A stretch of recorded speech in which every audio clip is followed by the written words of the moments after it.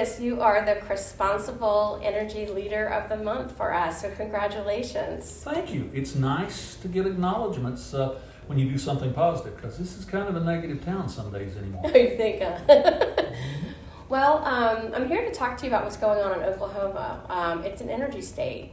I think you produce, you use about 1/3 of what you produce. Absolutely. You're an exporter. So what's going on with energy in Oklahoma? Tell us about it. We're a traditional oil and gas state, and we've been that way for a century plus. And with improved technology and enhanced drilling, 3D seismographing, we bring more natural gas up, for instance, than we ever had before, which is a very clean burning fossil fuel. Also, we're wind and solar, in addition to some geothermal in the eastern part of the state. From my farm, I should say my wife's farm, and I, in rural western Oklahoma, I can see the windmills starting on the east horizon to the south of us, going all the way to the west. Now, none of those mills are physically on us, but at night you get that nice blinky red stuff across. And we're an exceptional wind state because our wind in western Oklahoma blows sufficiently to generate electricity about 40% of the time. Oh, incredible. I was looking at the numbers and it showed wind energy has gone from about 10% to about 47% in the last 10, 11 years. That's incredible growth. We're at the point that we've essentially saturated the transmission lines to move the power away from the wind generators. But remember, I mentioned 40% of the time we generate enough electricity. We also have a solar industry that's growing in my state, and a lot of our natural gas winds up generating electricity to be available that other 60% of the time when the wind doesn't blow. So what does that mean for the economy in the state, and manufacturing and growth? I remember life in western Oklahoma before the energy industry, before oil and gas, before the electric windmills, before solar. Life's better now.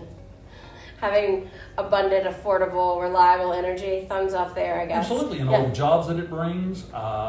And as we become more efficient with producing old energy and new energy, a cleaner, quieter, better place to live. Well, it's a good point you bring up, thinking about research, development, technology, and of course your work on the Science Committee. You're helping to lead some of that work and bringing new technologies on and sending the Department of Energy. How does it feel to be someone who's really helping get the country really in the forefront? The Science, Space, and Technology Committee, I can say without any hesitation, is the fun committee in the United States House. We're about the future. We're about research. How do we get to the ultimate source of power? We worry about fusion power, using the mechanics of the sun. That might take 5 years or 50 years or 150 years, but we'll get there. But until then, how do we make traditional fission power, splitting of the atoms, more efficient, more effective via resource? And on top of that, how do we improve even to a greater level the generation of electricity by wind and solar? And don't forget, making sure that clean natural gas burns even cleaner. And where it's appropriate, of course, oil still serves an important role in combustion engines. So if it's power that makes us warmer in the winter or cooler in the summer, there's a high probability it comes from Oklahoma. And if it's power, the Science Committee is working hard to make it better, cheaper, cleaner, more available. I'd say you're at the right place at the right time in a lot of respects, sir. I'm a lucky person to get to be chairman of the Science, Space, and Technology Committee and be an Oklahoman too. Well, congratulations on being a responsible leader for this month, and thank you for all the work that you do. Thank you.